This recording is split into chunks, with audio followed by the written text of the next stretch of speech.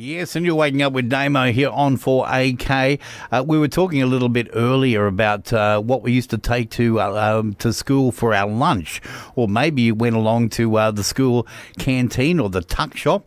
I got an email from Janelle who said, "Hi Damo, when I went to primary school, we used to get a glass bottle of milk for little lunch, and Mum used to give me a piece of fruit, orange or apple.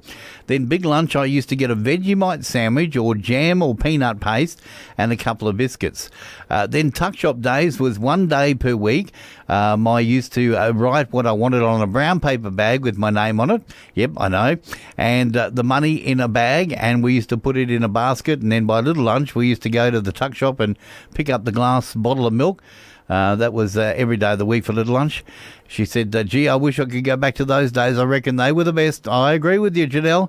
And didn't we look forward to getting to that tuck shop, getting in line and getting our order that we put through on the that was listed out by Mum on the paper bag.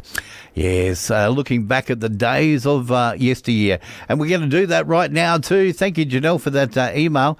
And you can email us as well at 4akbrekkie@gmail.com. But a man who also probably had his mum put his lunch order on a brown paper bag is, of course, Harold Peacock from History Out There. How are you, mate?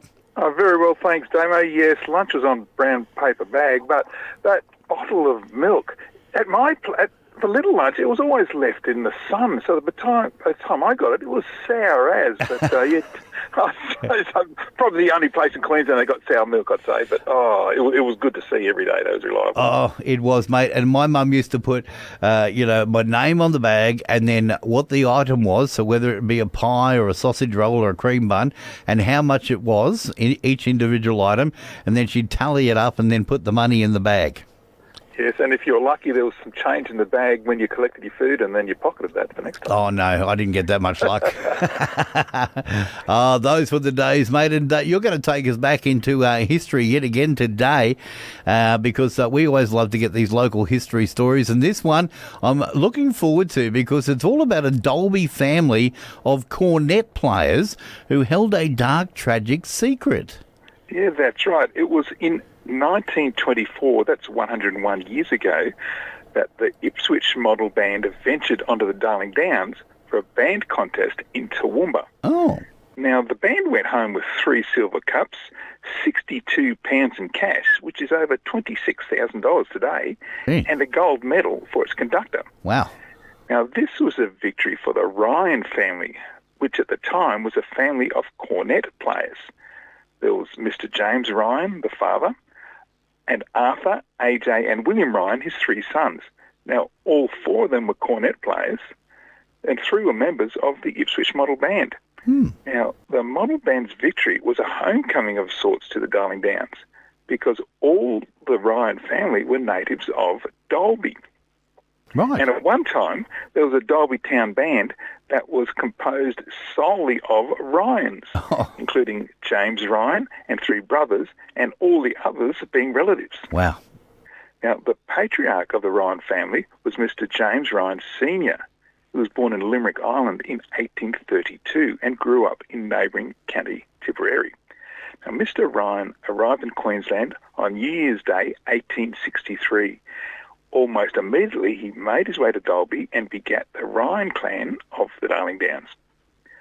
Now, back in the late 19th and early 20th centuries, when the Dalby town lighting was kerosene lamps on the top of poles at street corners, it was probably a Ryan cousin who was the popular lamp lighter. That was his job.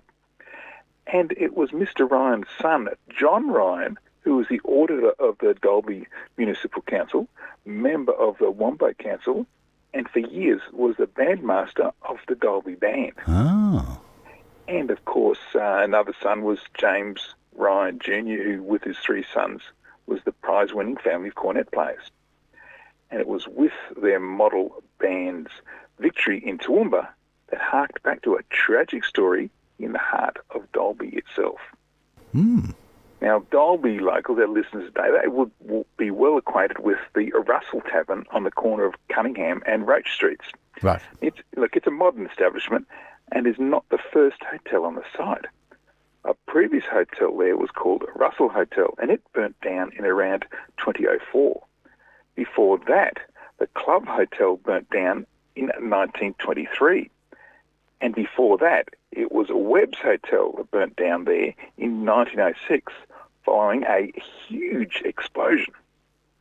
Now, the Dalby bandmaster, John Ryan, was a licensee of Webb's Hotel at the time.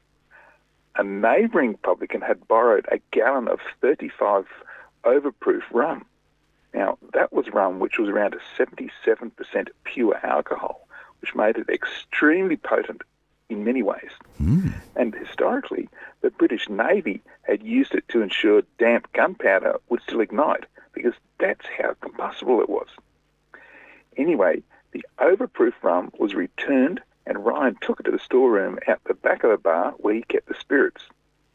The evening was getting dark, and so Ryan struck a match, which was followed by a massive explosion and the unmistakable tinkering sound of shattering glass raining all over town. Oh. Tongues of flame and volumes of smoke and fumes bellowed out of the storeroom. There was only one entrance, and there was absolutely no chance of anyone going in to render assistance. Right. Now, by the time the fire was extinguished, the Dalby bandmast had been burnt to dust. All that was found the next morning was this gold ring that was undamaged among the ashes. Wow. Now, the Club Hotel was rebuilt on the site, but it lasted less than 17 years. The Russell Hotel was then built by Mr. Wilfred Adams Russell, who was on the Dalby Town Council and a member for Dalby in the Queensland Parliament. It's Russell's name that is remembered by the modern building on the site today. But Damo, I'm thinking perhaps we should be remembering the Dalby bandmaster, John Ryan, who was burnt into oblivion on the site. And, of course, his cornet playing relatives who a century ago came back to the Darling Downs to take home the trophies. What do you think? Well, mate, I tell you what, once again, a story that had more twists and turns than the crookedest street in the world in San Francisco. What can I say? But a great yard, and, of course, you're going to post this up on your website.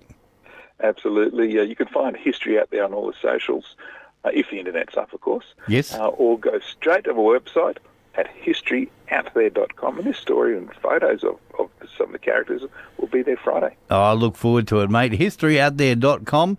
You can check out that on Friday and see the photos as well of some of the stars of this particular story. Mate, always good to chat, and we'll look forward to doing it again next week. See you there. There we go. Harold Peacock joining us from historyouthere.com. Check out the story online.